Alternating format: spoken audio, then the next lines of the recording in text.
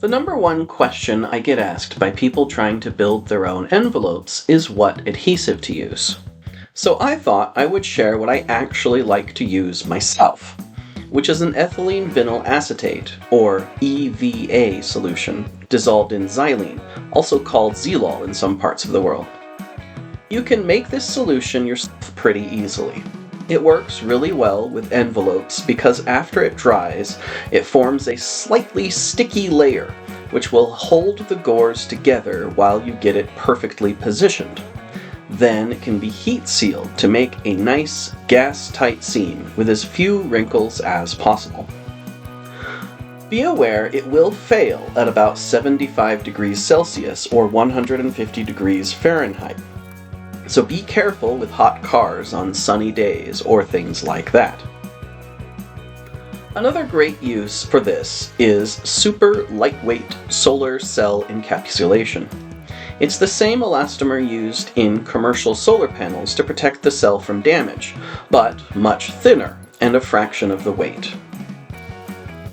Finally, EVA has elastic properties that can be useful to reinforce parts of your airship that require greater abrasion and cracking resistance. This will be important for other airship systems I will show in future videos. So, how do you make it? Well, it's pretty easy. You take low-temperature hot glue sticks, which are made from ethylene vinyl acetate. These are the glue sticks that you use in a hot glue gun.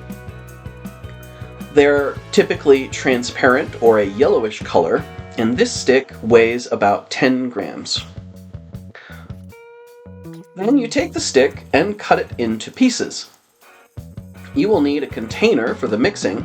I'm using these spice jars, but any glass or ceramic container will do.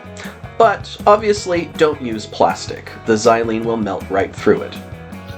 In my container, I've put about 80 grams of xylene for our 10 grams of EVA, so about 8:1 on the ratio.